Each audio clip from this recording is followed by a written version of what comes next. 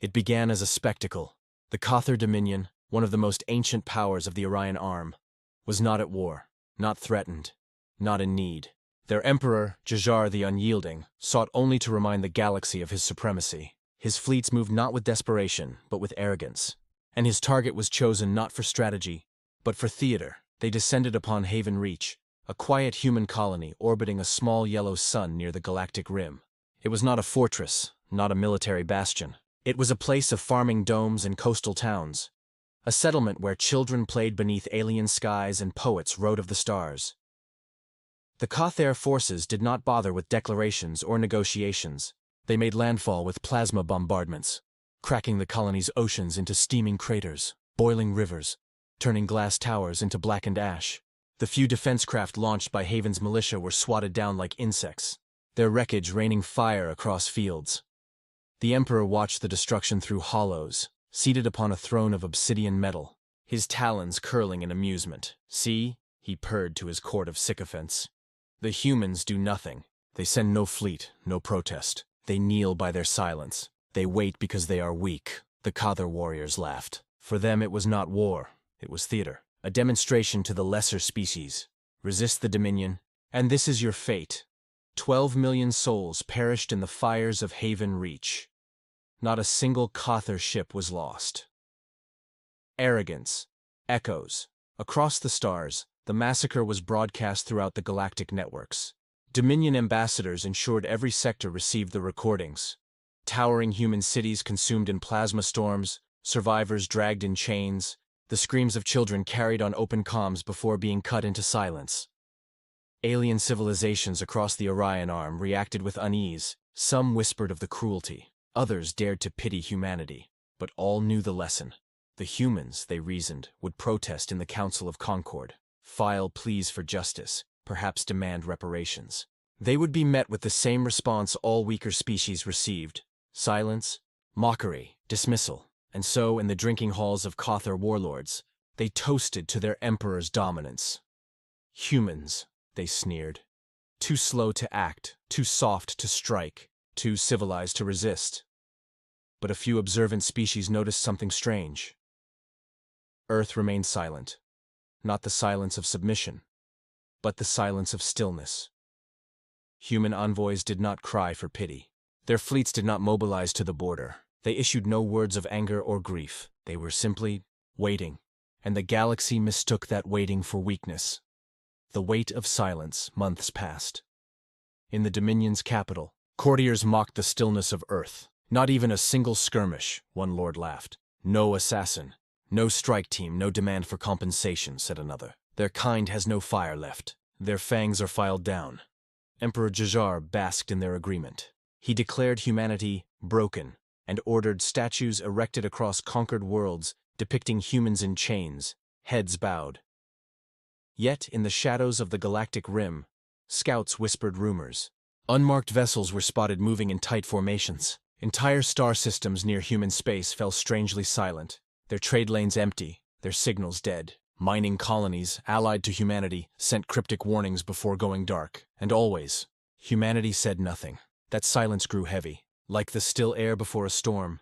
A few alien leaders reached out in quiet concern.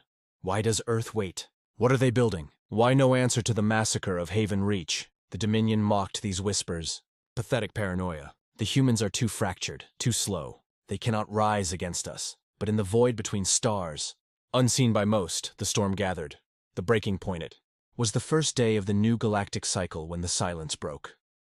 The Cathar fleet stationed near the colony of Zernia received a single transmission on every channel. From radio to subspace, it was not a declaration of war. It was not a plea. It was one sentence, repeated in every known tongue of the galaxy. "Our patience has ended."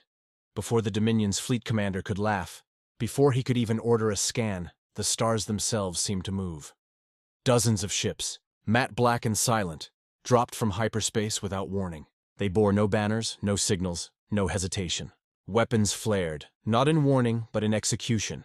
The Dominion fleet was shredded in the first hour. Their command vessel was split in two by a beam of energy that did not simply pierce it, but erased matter itself. The screams of officers were cut short as gravity wells collapsed, dragging survivors into their own engines. On every Dominion world, the words repeated on open channels. We waited so you would forget. Now remember. The Shadow Fleets, the galaxy had long believed humanity weak because their fleets were modest, their colonies spread thin, their diplomacy cautious. What no one understood was that humanity had never stopped building. In secret, beneath the ice of Europa, within hollowed asteroids, in dark voids hidden by gravitational shadows, they had forged weapons beyond imagining. They called them the Shadow Fleets. Colossal dreadnoughts with hulls that swallowed light, carriers the size of small moons, launching swarms of autonomous warforms, missile silos that unfolded like black blossoms, firing payloads that could shatter continents. For centuries, humans had remained quiet while the galaxy fought its petty wars, each empire posturing and tearing at its rivals. Humanity played the diplomat, the traitor, the peacemaker, but all the while they built and they waited. And when the first strike came, they were ready. Retribution unleashed. The retaliation was not war, it was annihilation. Human fleets did not maneuver for territory. They did not offer ultimatums or seek alliances. They struck with surgical fury, burning worlds and erasing fleets as if they had always known the targets. The Cothar's fortress stations, thought impregnable, cracked under bombardments that lasted mere minutes. Their shipyards were gutted by precision strikes, molten rivers of steel cascading into orbit. Human ground forces descended like a storm. Drop pods screamed through atmospheres, carrying soldiers clad in black exo-armor that turned them into towering juggernauts. Plasma bolts ricocheted harmlessly from their shields. Cities surrendered in hours, but surrender did not save them. For every child of Haven Reach, for every poet silenced, for every dream burned, the answer was fire. The humans said nothing as they slaughtered. No speeches, no boasts. Their silence was more terrifying than any roar of conquest. The galaxy watched as the Dominion's heartlands collapsed in weeks. Systems that had never been breached in 10,000 years fell like sandcastles before the tide. The Emperor's last words, in the obsidian throne room where he had once laughed at humanity. Emperor Jajar now stood surrounded by the ruins of his guard. His palaces burned outside, the skies choked with smoke from orbital strikes. A human strike team entered without ceremony. Their leader, faceless behind a helm of black steel, spoke only one sentence. Haven Reach remembers. And with that, the Emperor's line ended. His palace was leveled. His world turned to ash. His empire reduced to whispers and ruins. The galaxy trembles. When the war ended, there was no treaty, no negotiation. Human fleets withdrew as swiftly as they had come, leaving only devastation in their wake. Entire Dominion sectors were reduced to silent graveyards, stars orbiting the husks of shattered stations. The other empires of the galaxy, once amused, once dismissive, now trembled. They understood the truth too late. Humanity had always been patient. Their silence had been misread as weakness. But that patience had limits, and when it ended, the vengeance unleashed was more than war. It was judgment, the whispered warning in. The years that followed, the galaxy rebuilt in fear. Refugees whispered in marketplaces, smugglers carried rumors across stars, and rulers spoke carefully when humanity's name arose. One phrase spread, whispered with the weight of myth: never provoke Earth again. For humanity's patience was vast, but their vengeance was infinite, and the galaxy had learned, in fire and blood, why they waited.